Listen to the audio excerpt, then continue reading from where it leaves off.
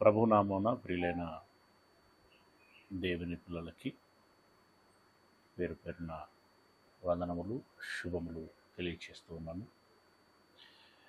ప్రియ దేవుని వారలరా, ఈరోజు మనం ధ్యానించబోయేటువంటి అంశము బాప్తిస్మము అనగానేమి, దానిని ఎప్పుడు ఎక్కడ ఎలా తీసుకోవాలి.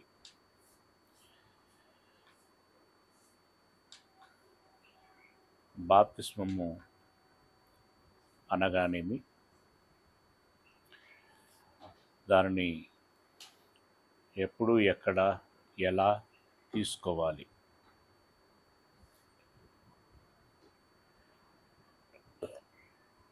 ప్రియమైనటువంటి దేవుని వారలరా, గడిచిన సంవత్సరాలలో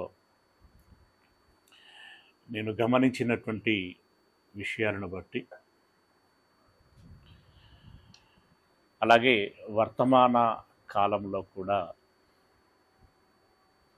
గమనిస్తున్నటువంటి విషయాలను బట్టి, చాలామందికి బాప్తిస్మము అంటే ఏమిటి అనేటువంటి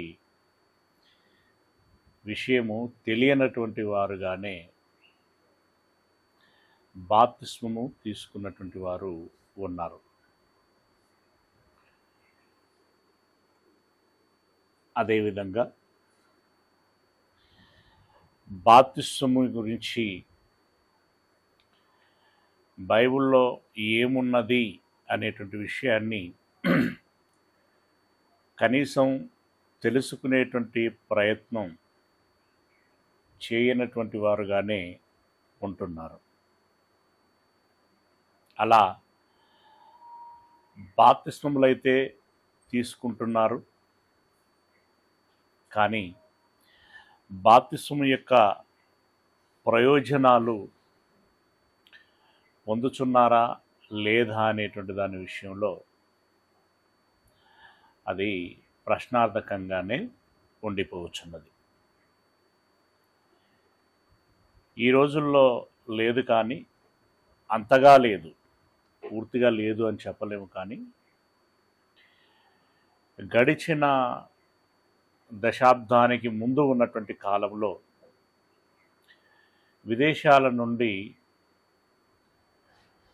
సంఘములకు, డినామినేషన్లకి విస్తృతమైనటువంటి ధనము వస్తూ ఉండేటువంటిది. వీరి పరిచర్యని వారు చూసి వారు సహాయం చేసేటువంటి వారు. అలాంటి తెల్లవారి కోసము ఇక్కడ ఉన్నటువంటి మన వారు అనేకులకు బాప్తిస్మము ఇప్పించి, ఆ బాప్తిస్మములు రుజువులుగా చూపిస్తూ వారి దగ్గర నుండి ధనం తీసుకునేటువంటి వారు. ఇది ఒక విధానంలో కొనసాగుతూ ఉండేటువంటి విషయం. ఇకపోతే ఇక మరొక వర్గము మనం చూస్తూ ఉంటాం. కాలేజీలలో సీట్లు రావటం కోసం, అదేవిధంగా సీట్లు పొందినటువంటి వారు స్కాలర్షిప్లు పొందుకోవటం కోసం, అలాగే మైనారిటీ సంబంధమైనటువంటి ప్రభుత్వ ఫలాలని పొందుకోవటం కోసం, అదేవిధంగా వివాహాలు చేసుకోవటం కోసం ఇత్యాది కారణాలను బట్టి బాప్తిస్మము తీసుకుంటున్నటువంటి వారు చాలామంది ఉన్నారు.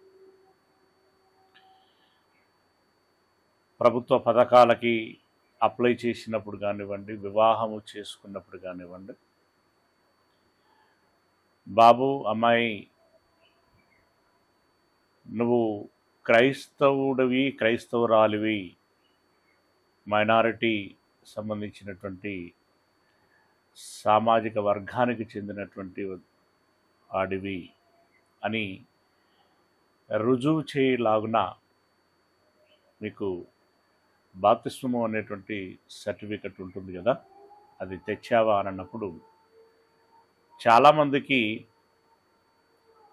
అవునా అదొకటి ఉంటుందా అనేటువంటి ప్రశ్నార్థకమైనటువంటి పరిస్థితుల్లో ఉండినటువంటి వారు. గడిచిన సంవత్సరాలలో ఇలాంటి వారు నేను చాలామందిని గమనించాను. నీకు బాప్తిస్మము తీసుకున్నావా, బాప్తిస్మం తీసుకున్న సర్టిఫికెట్ ఉందా అని అంటే, బాప్తిస్మం అంటే ఏంటి అని అడిగినటువంటి వారు కూడా లేకపోలేదు. అయ్యా నీకు ఒకటి బాప్తిస్మము సర్టిఫికెట్ ఉండాలి, అది మీ పాస్టర్ గారు ఇస్తారు, వెళ్ళి పాస్టర్ గారికి విన్నవించుకొని సర్టిఫికెట్ తెచ్చుకో అని అన్నప్పుడు అప్పుడు వెళ్ళి వారి పాస్టర్లని సంప్రదించడం జరుగుతుంది. అయ్యా నాకు ఇట్లా బాప్తిస్మం సర్టిఫికెట్ అడిగారు అని అన్నప్పుడు వారు నువ్వు నీకు సర్టిఫికెట్ ఇవ్వాలి అంటే నీకు బాప్తిస్మము ఇవ్వాలి, నువ్వు బాప్తిస్మం తీసుకుంటేనే సర్టిఫికెట్ ఇస్తాము అని చెప్పేసి అన్నప్పుడు, అయితే బాప్తిస్మం ఇచ్చి సర్టిఫికెట్ ఇవ్వు అని చెప్పి వారు అప్పుడు అడగటం, అప్పుడు వారు బాప్తిస్మము ఇవ్వటం, అంటే వారు ముంచటం వీరు మునగటము అనేటువంటి విధానంలో ఆ బాప్తిస్మ ప్రక్రియ యాంత్రికంగా జరిగిపోతున్నటువంటి పరిస్థితి. ఇలా అసలు బాప్తిస్మము అంటే ఏమిటి అనేటువంటి పూర్వాపరాలు తెలియకుండానే బాప్తిస్మములు ఇస్తున్నారు, అలాగే బాప్తిస్మములు తీసుకుంటున్నారు. నిజానికి మనకు అర్థం కావటానికి పదాలని వాడుకుంటున్నామే కానీ అసలు అవి బాప్తిస్మాలు కానే కావు. బాప్తిస్మాలు అని అనుకుంటున్నారు కానీ వాస్తవానికి అది బాప్తిస్మము కాదు. మరి ఇంతకీ బాప్తిస్మము అంటే ఏమిటి, దాని గురించి బైబిలు ఏం చెప్పుచున్నది అనేటువంటి విషయాన్ని మనం గమనించేటువంటి ప్రయత్నం చేద్దాం. బాప్తిస్మము అనేటువంటి పదము వాస్తవానికి అది తెలుగు పదము కాదు, అది గ్రీకు పదము. ఓకే, అంటే యాక్చువల్గా గ్రీకులోని కూడా హిబ్రూ పదంలో నుండి వచ్చినటువంటి పదము.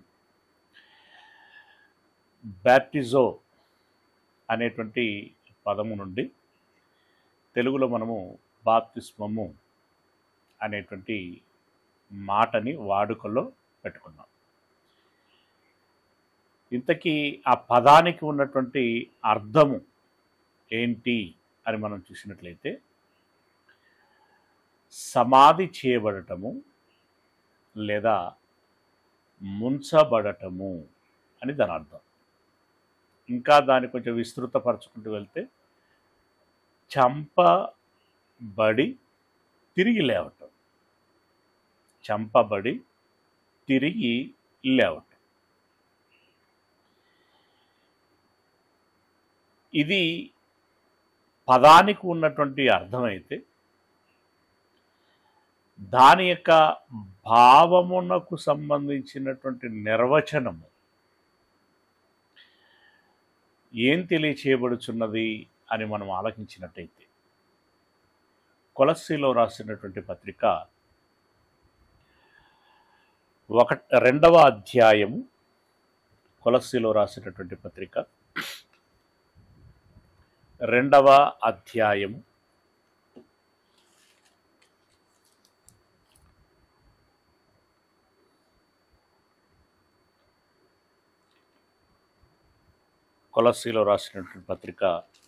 2వ అధ్యాయము 12వ వచనం. 2వ అధ్యాయము 12వ వచనం. ఇందులో ఏం రాయబడి ఉన్నదని మనం చూసినట్టయితే, మీరు బాప్తిస్మమందు ఆయనతో కూడా పాతి పెట్టబడిన వారై అని అన్నాడు. బాప్తిస్మమునందు ఆయనతో కూడా పాతి పెట్టబడిన వారై. అంటే బాప్తిస్మమునందు ఏం జరుగుతుంది అని అంటున్నాడంటే పాతి పెట్టటము అనేది జరుగుతుంది. అందుకే బాప్తిస్మమునందు ముఖ్యంగా జరిగేటువంటిది పాతి పెట్టబడటం, అంటే సమాధి చేయటం. అయితే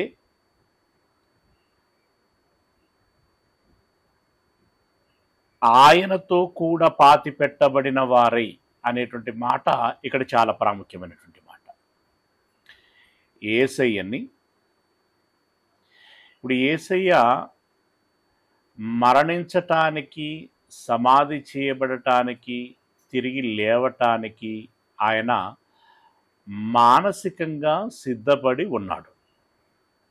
అయితే దానికి తగినట్లుగానే మతోన్మాదులు, జనులు అతన్ని శారీరకంగా చంపేశారు. చంపేసినప్పుడు ఆ దేహము లేదా శవం సమాధి చేయబడింది, తిరిగి 3వ దినమున లేపబడింది.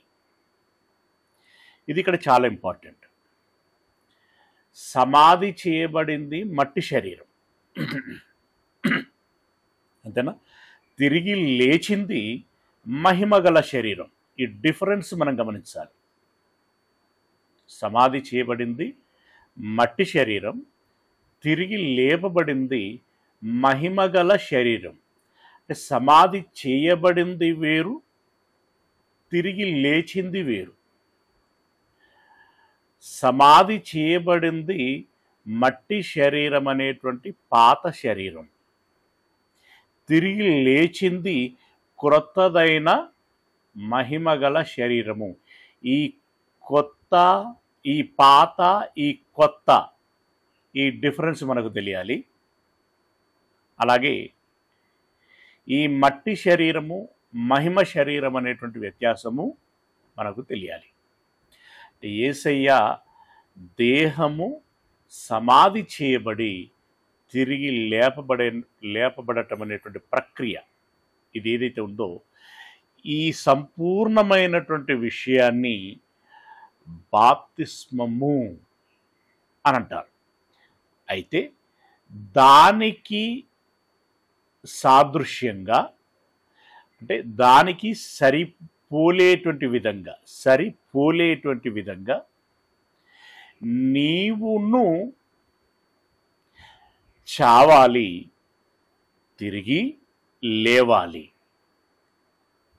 చావాలి, తిరిగి లేవాలి. మరి చావటం అంటే యేసుక్రీస్తు మళ్ళీ శరీరం చావాలా, శరీరం లేవాలా అనంటే కాదు.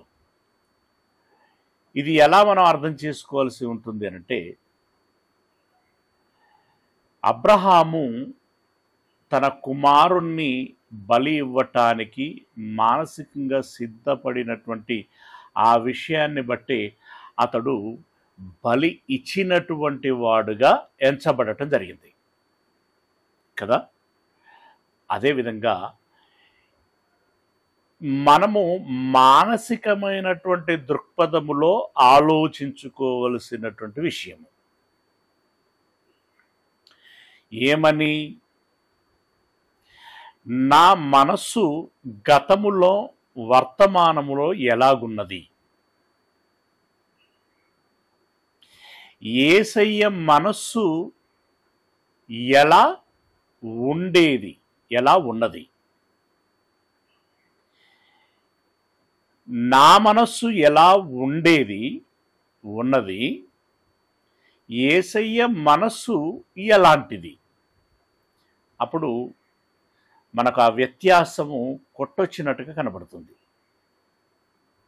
చాలా తేలికగా కనబడుతుంది.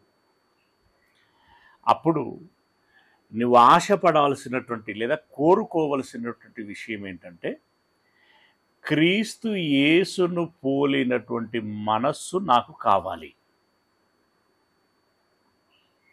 ఆ మంచి మనసు కావాలి, ఆ గొప్ప మనసు కావాలి, ఆ పవిత్రమైనటువంటి మనసు నాకు కావాలి. ఓకే, ఆయన గుణము అని మనం చదువుకుంటాం కదా, గుణాతిశయము. అలాంటి మనసు నాకు కావాలి. మరి అది నాకు రావాలి అనంటే నా పాత మనసు పోవాలి. ఈ లోక సంబంధమైన, ఈ మట్టి సంబంధమైనటువంటి మనస్సు పోవాలి. పాపపు మనస్సు పోవాలి. పోవాలి అనంటే ఏం జరగాలి? అక్కడ ఆ పాపపు మనస్సు చావాలి. దాని స్థానములో క్రొత్త మనస్సు జన్మించాలి, క్రొత్త మనసు రావాలి. పాతది చావాలి, క్రొత్తది రావాలి. సింపుల్గా విత్తనం చస్తే మొక్క వస్తుంది కదా, ఆ రకంగా పాత మనస్సు విత్తనం లాంటిదైతే క్రొత్త మనస్సు మొక్క లాంటిది. ఈ పాత మనస్సు చావటము, అది సమాధి చేయబడటము, దాని స్థానములో తిరిగి క్రొత్త మనస్సు జనించటము, అలాగే చిగురించటము, పెంపొందింపబడటము. ఇది క్రీస్తు యేసుల వారి శరీరము యొక్క మరణము, సమాధి, పునరుత్థానము అనేటువంటి దానికి సారూప్యంగా ఈ పాత మనస్సు చనిపోయి సమాధి చేయబడి క్రొత్త మనస్సుతో తిరిగి లేవటము అనేటువంటిది ఏదైతే ఉంటుందో దానినే ఆత్మీయంగా అసలు సిసలైనటువంటి బాప్తిస్మము అని అంటారు. ఆ మాట ఇక్కడ మనము చదువుకుంటున్నాం. మీరు బాప్తిస్మమునందు ఆయనతో కూడా పాతి పెట్టబడిన వారై ఆయనను మృతులలో నుండి లేపిన దేవుని ప్రభావమందు విశ్వాసముంచుట ద్వారా ఆయనతో కూడా లేచితిరి. సమాధి చేయబడిన వారై ఆయనతో కూడా లేచితిరి. ఈ లేచితిరి అనేటువంటి పదాన్ని కూడా మనం ఎలా అర్థం చేసుకోవాలంటే, ఇది ఇందాక మనం ఏదైతే వివరించుకున్నామో అలాంటి ప్యూరిటీ, అంటే అలాంటి ఆలోచన మన అంతరంగమునందు కలిగి మనము ఆ మనస్సాక్షితోటే ఈ క్రియను మనం చేస్తున్నట్లయితే యేసయ్య తిరిగి లేచినట్లుగా నేను కూడా తిరిగి లేస్తాను అనేటువంటి మనసుతో నీవు బాప్తిస్మము తీసుకోవాలి. ఇప్పుడు ఉదాహరణకి ఇప్పుడు లేచి తిరిగి అనేటువంటి పదాన్ని మనం ఎలా అర్థం చేసుకోవాలి అంటే, మీరు ప్రార్థన చేయునప్పుడు, ఉదాహరణకి మత్తయి సువార్త 21వ అధ్యాయము, మత్తయి సువార్త 21వ అధ్యాయము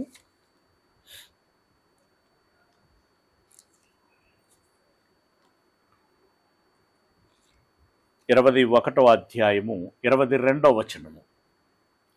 దీంట్లో ఏమంటున్నాడు అంటే, మీరు ప్రార్థన చేయునప్పుడు వేటిని అడుగుదురో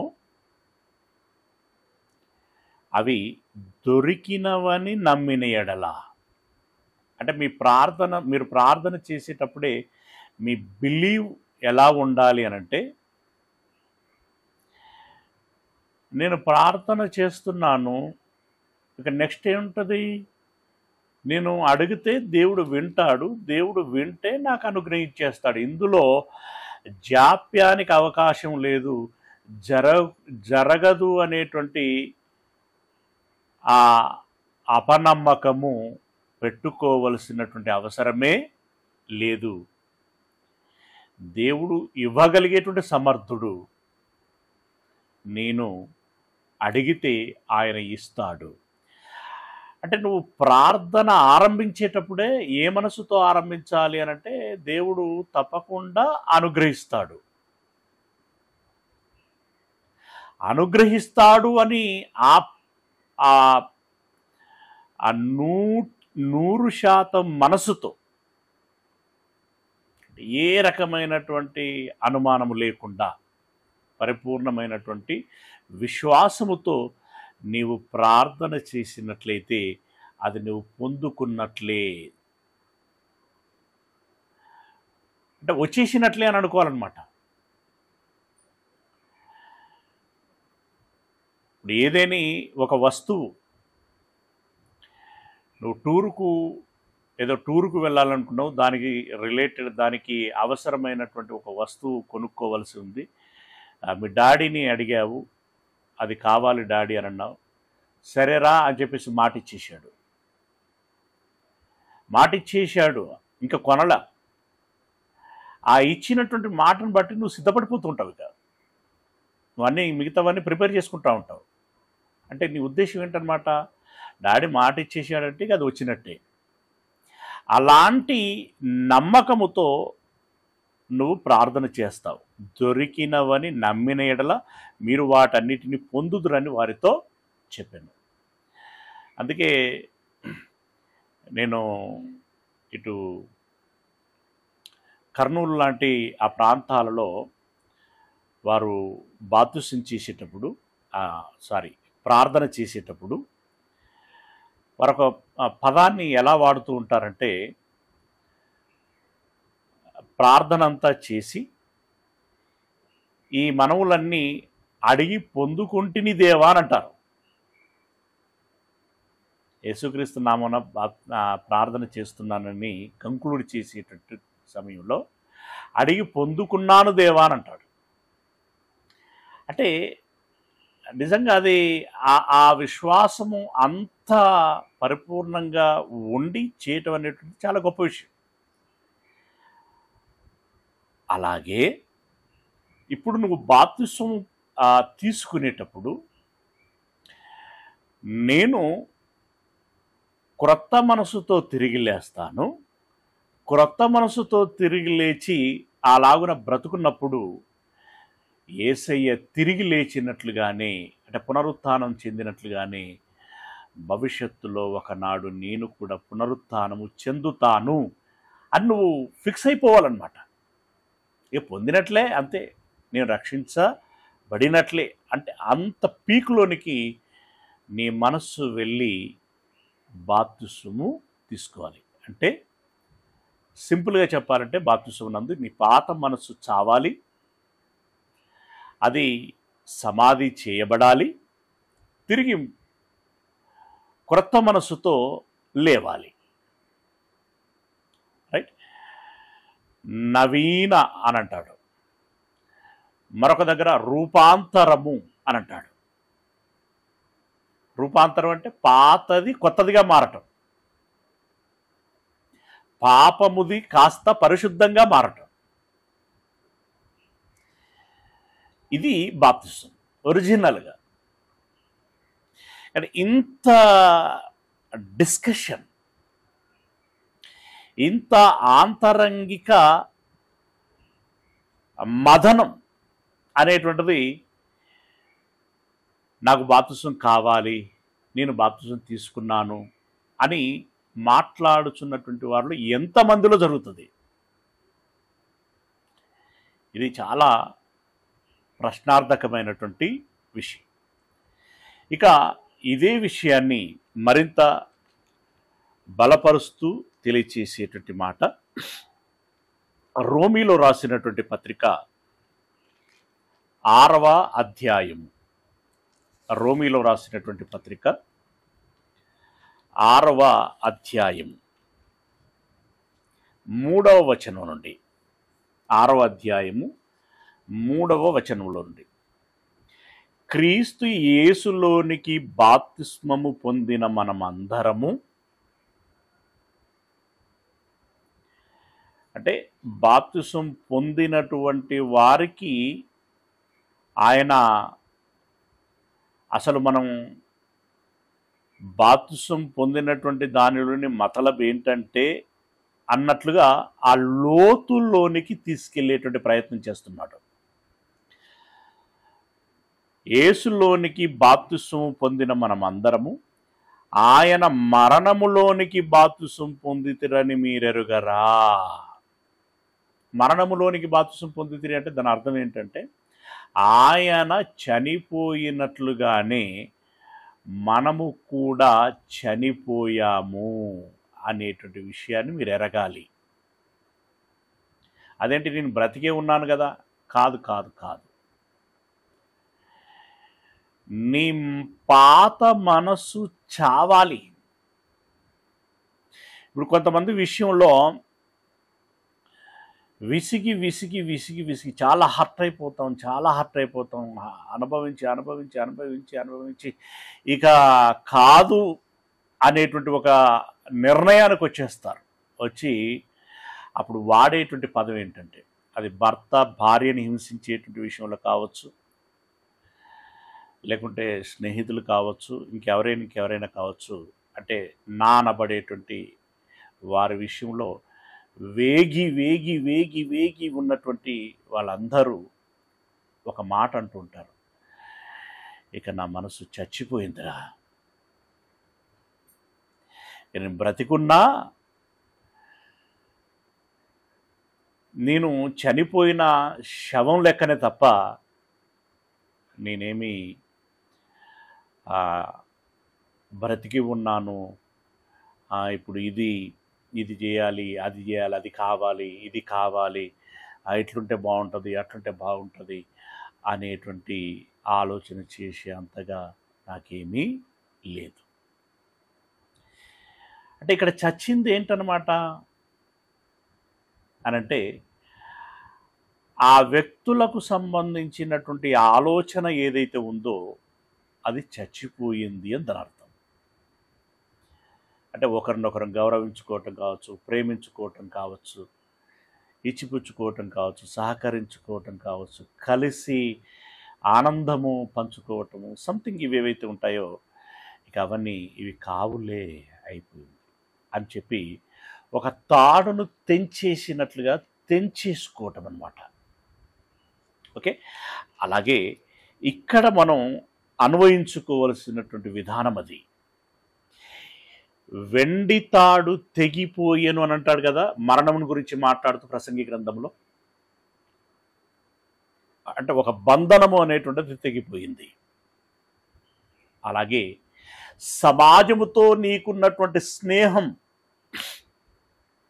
అంటే పాపపు సమాజముతో లేదా నేరుగానే పాపముతో నీకున్నటువంటి బంధం ఏదైతే ఉన్నదో అది త్రుంచబడాలి. ఓకే, యేసయ్య శరీరము మరణించినట్లుగా నీ పాపపు మనస్సు మరణించాలి. అదే మాట. క్రీస్తు యేసులోనికి బాప్తిసం పొందిన మనం అందరము ఆయన మరణములోనికి బాప్తిసం పొందితిమని మీరెరగరా. కాబట్టి తండ్రి మహిమ వలన క్రీస్తు మృతులలో నుండి ఏలాగు లేపబడెనో వెంటనే మళ్ళీ ఈ మైండ్ కూడా మీకు ఉండాలి. ఏంటది? ఆయన చంపబడినట్లుగానే నేను చంపబడుచున్నాను. అక్కడ భౌతికంగా జరిగింది, ఇక్కడ నాకు మానసికంగా జరుగుతున్నది. ఆయన తిరిగి లేచాడు, ఇప్పుడు నేను కూడా తిరిగి లేస్తున్నాను. అక్కడ చంపబడింది మట్టి శరీరము, తిరిగి లేచింది మహిమగల శరీరం. ఇక్కడ చంపబడుచున్నది పాపపు మనస్సు, తిరిగి లేస్తున్నది పరిశుద్ధ మనస్సు. ఈ రకంగా నువ్వు కంపేర్ చేసుకోవాలి. యేసుక్రీస్తు యొక్క మరణము పునరుత్థానమునకు సారూప్యత కలిగినటువంటి దానిగా ఇది ఆలోచించుకోవాలి, గమనించుకోవాలి. మరణములోనికి బాప్తిసం పొందితిమని మీరెరుగరా. కాబట్టి తండ్రి మహిమ వలన క్రీస్తు మృతులలో నుండి ఏలాగు లేపబడినో అలాగే మనమును నూతన జీవము పొందిన వారమై నడుచుకున్నట్లు. మృతులలో నుండి ఏలాగు లేపబడినో అలాగే అలాగే. ఈ పదాలని ఇందులో పౌలు గారు వాడినటువంటి పదజాలము ఇది ఆత్మీయంగా ఉన్నటువంటి విషయంలో, భౌతికంగా ఉన్నటువంటి విషయంలో, ఈ భౌతికపరమైనటువంటి విషయంలోనైనా ఈ మానసికపరమైనటువంటి విషయంలోనైనా జరుగుచున్నది ఏంటి అనేటువంటి విషయము ఒక పరాకాష్ట స్థాయిలో మాట్లాడుచున్నటువంటి మాటలు అవి. చాలా డెప్త్ ఉంటుంది ఇందులో. ఆ డెప్త్ ఇక్కడ మనం గమనిస్తున్నాం. తండ్రి మహిమ వలన క్రీస్తు మృతులలో నుండి ఏలాగు లేపబడినో, తారాస్థాయి ఏలాగు లేపబడినో అలాగే మనమును నూతన జీవము పొందిన వారమై నడుచుకున్నట్లు మనము బాప్తిస్మము వలన మరణములో పాలు పొందుటకై ఆయనతో కూడా పాతి పెట్టబడితిమి అని బ్రతికున్న పౌలు మాట్లాడుతున్నాడు. పాతి పెట్టబడితిమి అంటే ఇక్కడ ఆయన ఉద్దేశంలో పాతి పెట్టబడింది ఏంటన్నమాట? ఆయన మనస్సు. ఒకనాడు క్రీస్తు యేసుకు వ్యతిరేకంగా క్రీస్తు పేరెత్తినటువంటి వారిని చంపటానికి సమ్మతించినటువంటి ఆయన మనస్సు ఏమైంది? చనిపోయింది. చనిపోయి దాని స్థానంలో ఏ మనసు పుట్టింది? క్రీస్తు యేసే లోక రక్షకుడు, ఆయనే ఆధారం, ఆయన లేకపోతే మనకు భవిష్యత్తే లేదు అని చెప్పి నమ్మి ప్రకటించేటువంటి స్థాయిలోనికి ఆ మనస్సు మారింది. అలాంటి మార్పు మనలో రావాలి. అదే అసలు సిసలైనటువంటి బాప్తిస్మం. నిజానికి చెప్పాలంటే ఈ దేహము నీళ్ళల్లో మునిగితే బాప్తిస్మం కాదండి. అంటే కేవలం ఈ మానసిక పరమైనటువంటి ఈ చర్య జరగకుండా కేవలం వాళ్ళెవరో ముంచుతున్నారు, నేను మునుగుచున్నాను అనంటే అది బాప్తిస్మము కానే కాదు. ఓకేనా? ఇది మనస్సాక్షితో జరగాల్సినటువంటి విషయం. కనుక అది గమనించుకొని ఇదంతా మనసులో పెట్టుకొని ఈ బాప్తిస్మమునకు మనం మానసికంగా సిద్ధపడి ఉండాలి. 5వ వచనం, మరియు ఆయన మరణము యొక్క సాదృశ్యమందు ఆయనతో ఐక్యము గలవారమైన ఎడల. ఐక్యం అంటే యాజ్ ఇట్ ఈజ్గా నువ్వు అనుకోవాలన్నమాట, మనసులో ఫీల్ అవ్వాలి. ఆయన చంపబడ్డాడు, ఆ శవం సమాధి చేయబడింది, నేను చంపబడుచున్నాను. నా పాత మనస్సు దాన్ని సమాధి చేసేస్తున్నాను. ఆయన మహిమగల శరీరంతో తిరిగి లేచాడు. ఇప్పుడు సమాధి చేయబడినటువంటి నా పాత మనస్సుతో కాదు, కానీ దాని స్థానంలో క్రొత్త మనస్సును ధరించుకొని తిరిగి లేస్తున్నాను లేదా జన్మిస్తున్నాను.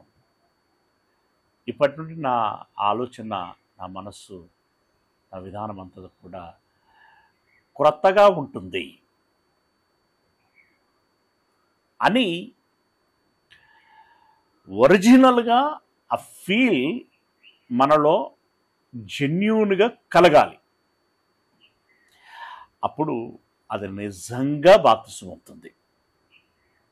ఓకే, అలాంటి బాప్తిస్మం ఆయన మరణము యొక్క సాదృశ్యమందు ఆయనతో ఐక్యము గలవారమైన ఎడల, ఆయన పునరుత్థానం యొక్క సాదృశ్యమందు ఆయనతో ఐక్యము గలవారమైందుము. నిజంగా అలాంటి మరణమే మనం మరణిస్తే, ఆయన మరణించినట్టుగా మనం మరణిస్తే, ఆయన తిరిగి లేచినట్టుగా మనం తిరిగి లేస్తాము అనంటూ, ఏమనగా మనమికను పాపమునకు దాసులము కాకుండుటకు పాప శరీరము నిరర్థకమగునట్లు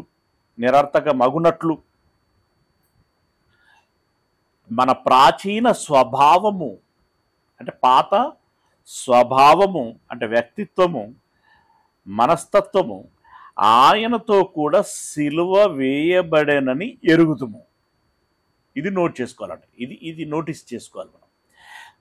ఆయనతో కూడా సిలువబడెను అనంటే చంపబడెను అని. మన పాత మనస్సు చంపబడెను. చనిపోయిన వాడు పాప విముక్తుడని తీర్పు పొంది ఉన్నాడు. మనము క్రీస్తుతో కూడా చనిపోయిన ఎడల మృతులలో నుండి లేచిన క్రీస్తు ఈకను చనిపోడనియు, మరణమునకు ఈకను ఆయన మీద ప్రభుత్వము లేదనియు ఎరిగి ఆయనతో కూడా జీవించుదుమని నమ్ముచున్నాం. ఆయన చంపబడి తిరిగి లేచి ఇక మరణం అనేటువంటిది లేకుండా జీవిస్తున్నాడు. కాబట్టి మనము కూడా అలా తిరిగి లేచి జీవిస్తాము అనేటువంటి విధంగా నమ్మాలి. నమ్ముచున్నామని ఆయన అన్నాడు. నమ్మవలసినటువంటి వారముగా మనం ఉన్నాం. ఎలయనగా ఆయన చనిపోవుట చూడగా పాపం విషయమై ఒక్కమారే చనిపోయెను, కానీ ఆయన జీవించుట చూడగా దేవుని విషయమై జీవించుచున్నాడు. ఆయన ఒకసారి చనిపోయాడు, ఇక జీవము అనేటువంటిది ఆయన జీవిస్తూనే ఉన్నాడు, అంటే కలకాలము జీవిస్తున్నాడు. అటువలే మీరును పాపము విషయమై, అటువలే మీరును ఎన్ని వచనాలు దాన్ని తిరిగేసి మరిగేసి ఎంత ఒడుకుతున్నాడు చూడండి. అంతగా ఎందుకు ఒక రెఫరెన్స్లో ఒక మాట చెప్పొచ్చు కదండి, నీ పాత మనసు చచ్చిపోవాలని కొత్త మనసు తిరిగి లేవాలి అని చెప్పొచ్చు కదా. ఆ ఒక్క మాట అంత సింపుల్గా చెప్పేస్తే మనం కూడా అది అవునా అని అనుకుంటాం, అలా వెళ్ళిపోతాం అనేటువంటి విధానంలో కాకుండా అక్కడ నిన్ను కాసేపు నిలబెడుతున్నాడు.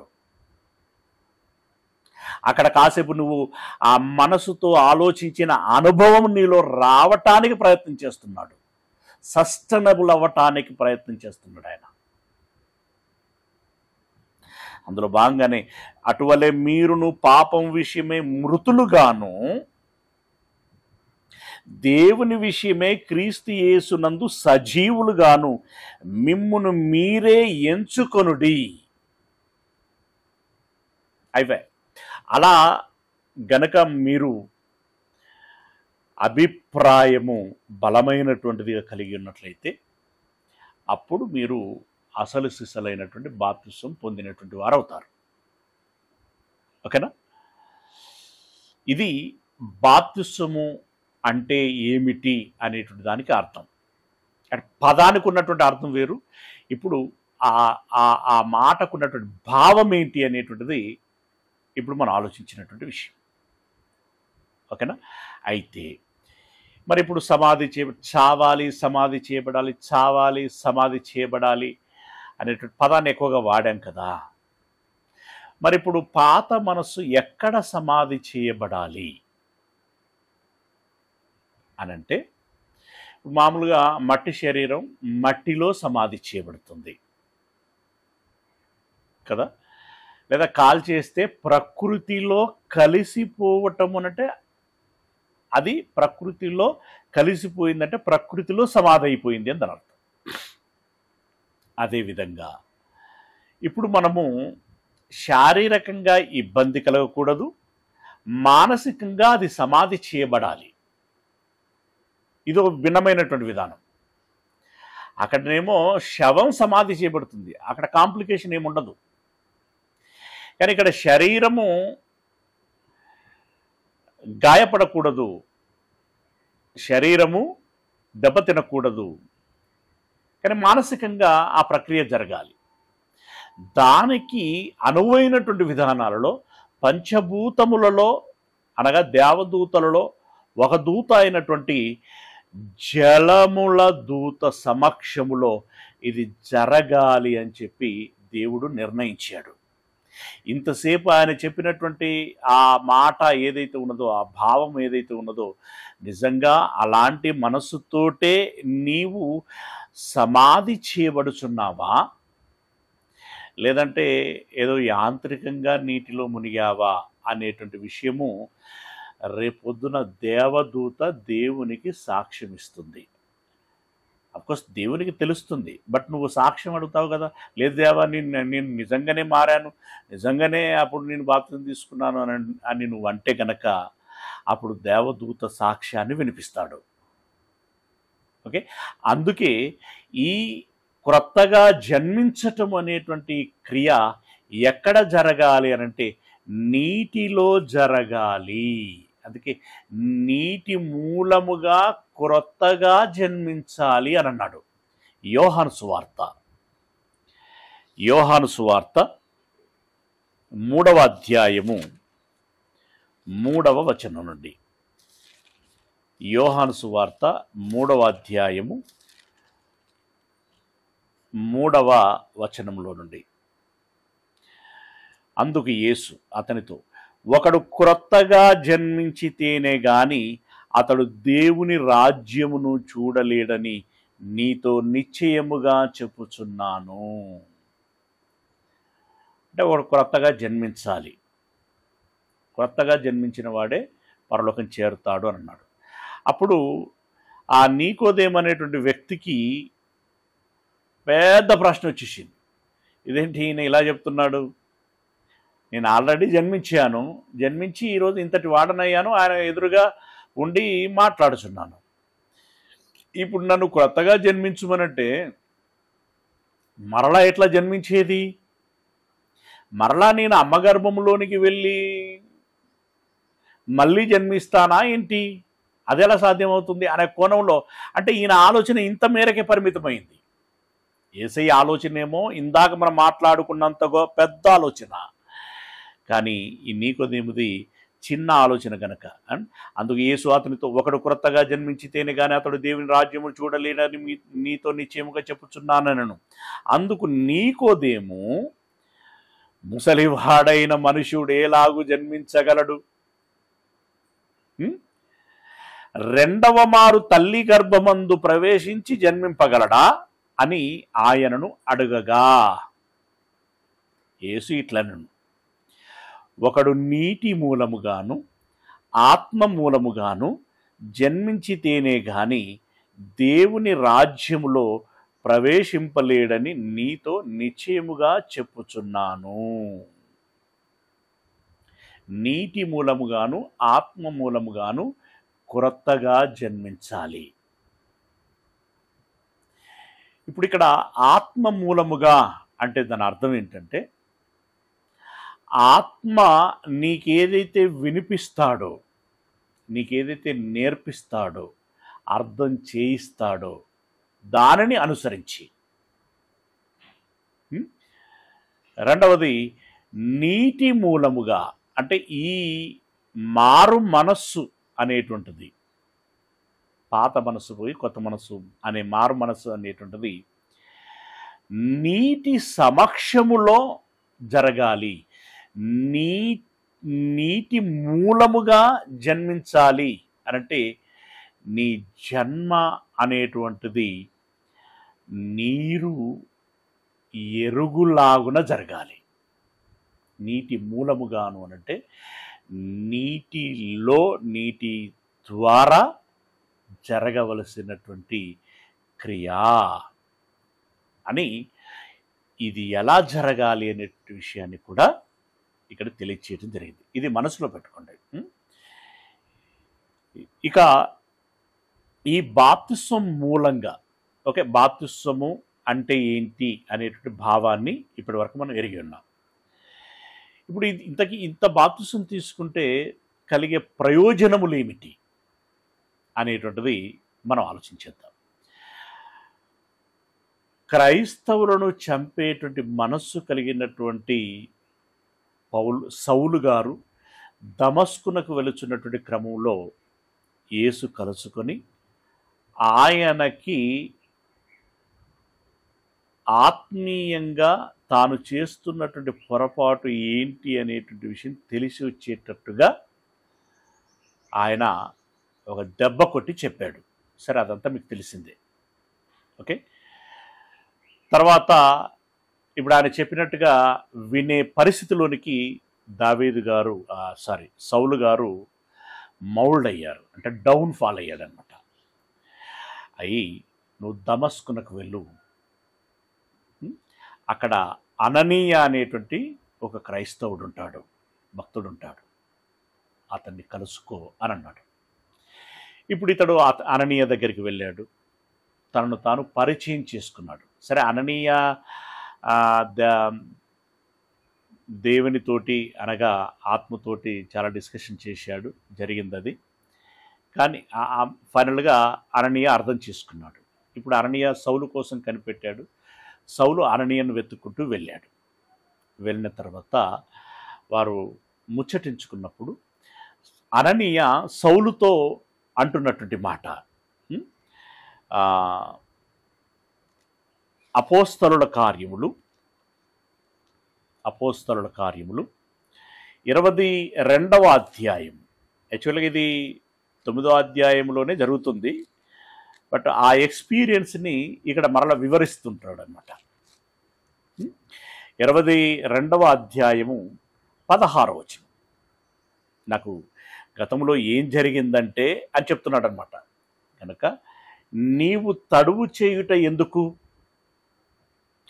లేచి ఆయన నామమును బట్టి ప్రార్థన చేసి బాప్తిస్మము పొంది నీ పాపములను కడిగి వేసుకొనుమని చెప్పాను. అంటే బాప్తిస్మం పొంది అంటే ఇందాక చెప్పుకున్నటువంటి విధానంలోనే ప్రాసెస్ జరగాలి. జరిగితే దాని వలన నువ్వు ఏం పోగొట్టుకుంటావు, ఏం కడుక్కుంటావు అనంటే పాపమును కడుగగలుగుతావు, అంటే పాపమును తీసివేసుకోగలుగుతావు. Okay, right. అంటే మొదటి ప్రయోజనం ఏంటంటే బాప్తిస్మం తీసుకోవటం మూలంగా పాపము కడిగి వేయబడుతుంది, అనగా పాపము మాఫీ చేయబడుతుంది. కడిగి వేయబడటం అంటే దేవుడు క్షమించటం అనమాట, అంతే. మాఫీ చేయబడుతుంది, క్షమించేస్తాడు. ఓకేనా, రైట్.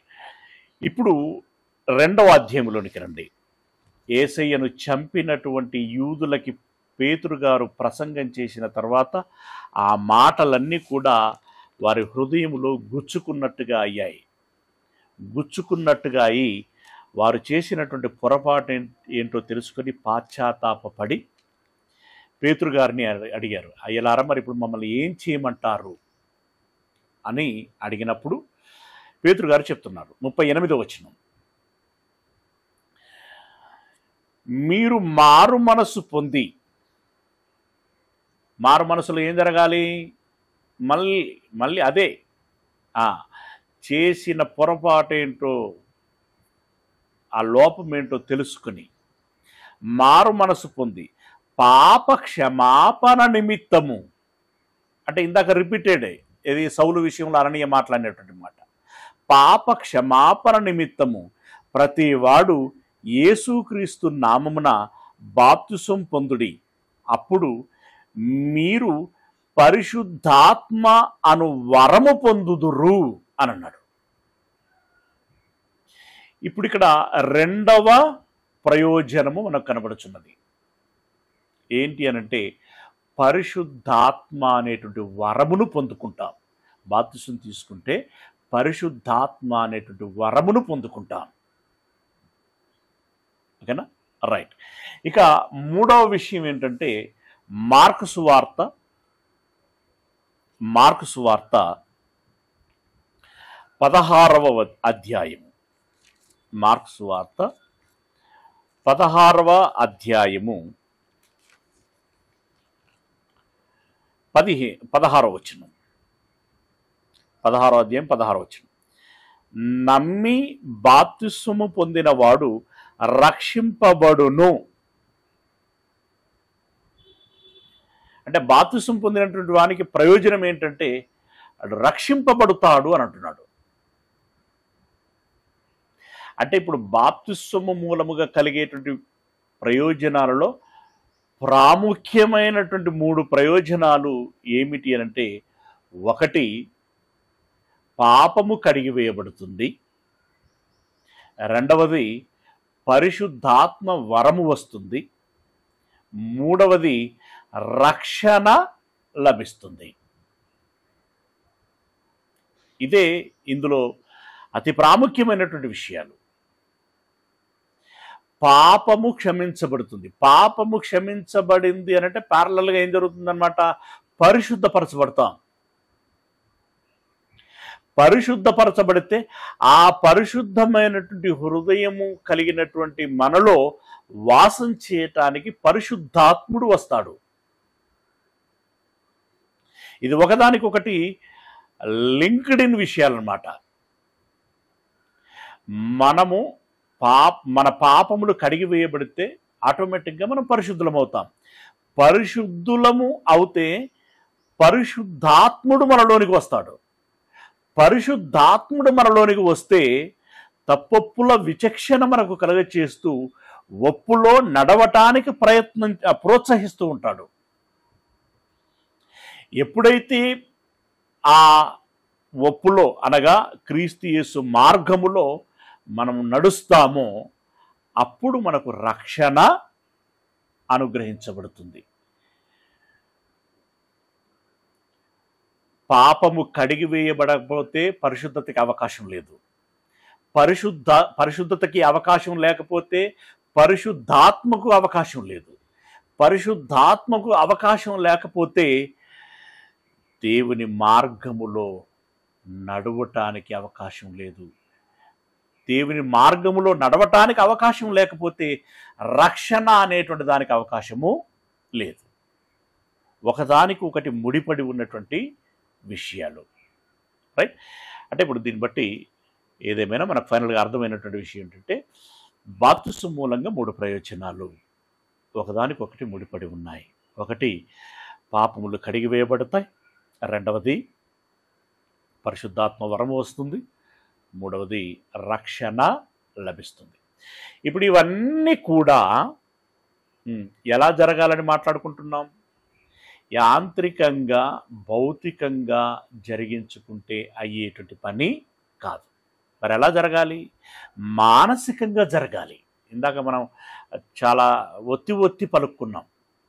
మానసికంగా జరగాలి. మానసికంగా జరగాలి. నా పాత మనస్సును నేను తొలగించేస్తున్నాను, సిలువ వేస్తున్నాను, చంపేస్తున్నాను, దాన్ని పాతి పెడుతున్నాను. ఎస్, ఈ పాతది ఎంత రోతది అనేటువంటి విషయం నాకు అర్థమైందా? అర్థమైంది. ఇది ఉంటే బాగుంటుందా? బాగుండదు అనేటువంటి విషయం నాకు అర్థమైంది. మరి క్రీస్తు యేసు మనస్సు ఎలా ఉన్నది? చాలా బాగుంది. అలాంటిది నాకుంటే బాగుంటుందా? బాబాయ్, అంత మంచి మనసు నాకుంటే ఎంతో బాగుంటుంది.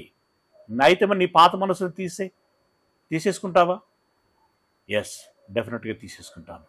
అయితే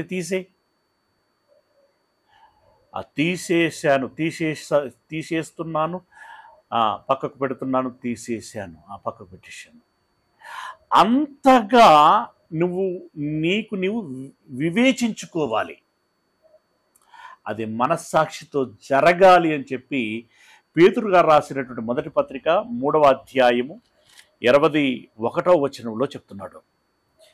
పేతురు గారు రాసినటువంటి మొదటి పత్రిక 3వ అధ్యాయము 21వ వచనము. మొదటి పత్రిక 3వ అధ్యాయము 21వ వచనం. దానికి సాదృశ్యమైన బాప్తిస్మము అంటే అక్కడ నీటి మూలముగా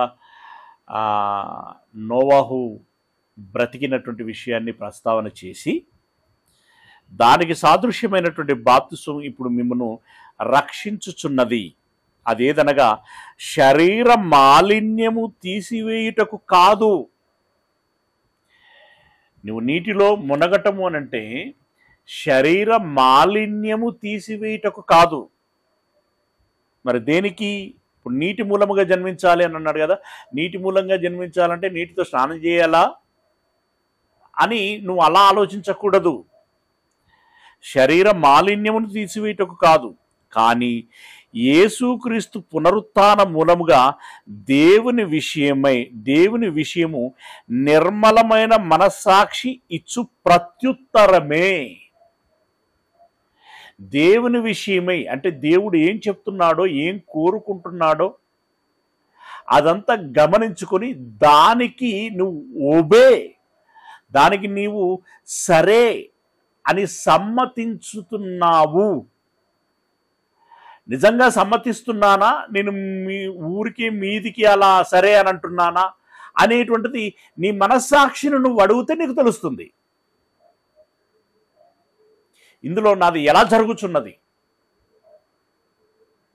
అనేది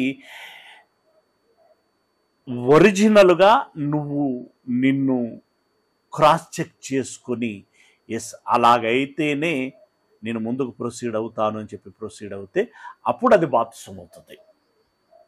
లేదంటే ఊరికేనే నీళ్ళలో మునిగినటువంటి యాంత్రిక విధానము అవుతుంది.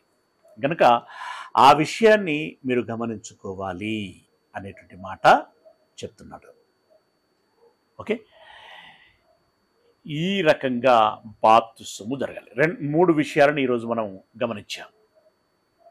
ఒకటి, బాప్తిసము అంటే ఏమిటి? రెండవది, బాప్తిసం మూలంగా కలిగేటువంటి ప్రయోజనాలు ఏమిటి? మూడవది, ఆ బాప్తిసం అనేటువంటిది మనస్సాక్షితో వివేచించబడాలి, సమ్మతించబడాలి అనేటువంటి విషయాన్ని గమనించాం. ఓకే, మిగిలినటువంటి విషయాలని రేపటి దినమున తెలుసుకునేటువంటి ప్రయత్నం చేద్దాం. ప్రార్థన చేసుకుందాం ప్రియులారా. మహోన్నతుడైనటువంటి మా దేవుడా, మా కన్న తండ్రి, మీ పాదాలకు వందనాలు చెల్లిస్తూ ఉన్నాం. ఈరోజు మీ మాటలు విన్నాము తండ్రి.